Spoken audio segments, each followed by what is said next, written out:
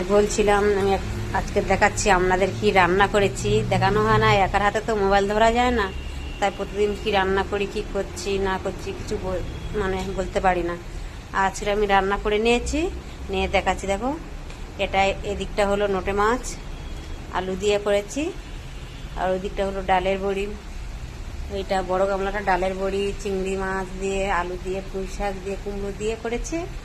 এটা শুক্তো পুরুল দিয়ে নিম পাতা দিয়ে শুক্তো করেছে, ওটা ভাত। হ্যাঁ,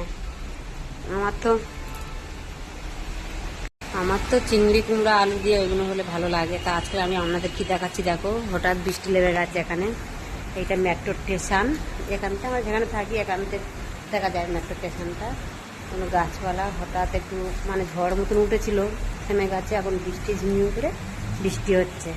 হ্যাঁ, গাছে কত সুন্দর ফুল ফুটেছে। হ্যাঁ, তা আজকের এখন একটু বাড়ি এলো না, আগুন কোথায় গিয়েছে বাইকটা নিয়ে।